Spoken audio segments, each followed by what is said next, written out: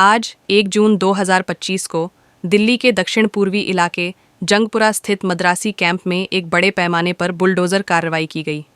यह कार्रवाई Delhi high court के आदेश के तहत की गई, जिसका उद्देश्य बारापुल्ला नाले के किनारे की अवैध झुग्गियों को हटाकर जल निकासी में सुधार करना है, ताकि आगामी मानसून के दौरान जल भराव की समस्या से निपटा जा सके।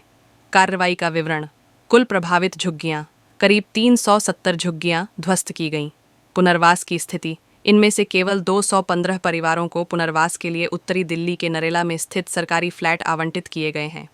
शेष 150 परिवारों को अयोग्य घोषित कर दिया गया, जिससे वे बिना किसी वैकल्पिक व्यवस्था के बेघर हो गए। सुरक्षा प्रबंध। कार्रवाई के दौरान भारी पुलिस बल, दंगा नियंत्रण पुलिस और रैपिड एक्शन फोर्स (RAF) की तैनाती की गई थी। निवासियों की प्रतिक्रिया। मद्रासी कैंप, जिसे मद्रासी बस्ती भी कहा जाता है, पिछले 6 दशकों से तमिल प्रवासियों का घर रहा है। यह समुदाय घरेलू सहायकों, रसोइयों और दैनिक मजदूरों के रूप में काम करता रहा है। कई निवासियों ने पुनर्वास के लिए नरेला भेजे जाने पर आपत्ति जताई है, क्योंकि यह स्थान उनके कार्यस्थलों से लगभग 50 किलोमीटर दूर है और वहाँ की सुविधाएं भी अपर्याप्त बताई गई हैं। तमिलनाडु सरकार की सहायता। तमिलनाडु सरकार ने दिल्ली में रह रहे तमिल मूल के निवासियों की सहायता के लिए कदम उठाए हैं। मुख्यमंत्री के निर्देश पर दिल्ली स्थित तमिलनाडु भवन को प्रभावित परिवारों की सहायता और समन्वय का कार्य सौंपा गया है। जो निवासी अपने मूल राज्य लौटना चाहते हैं, उन्हें आजीविका और अन्य आवश्यकताओं के लिए सहायता प्रदान की जाएगी। आगे की जानकारी।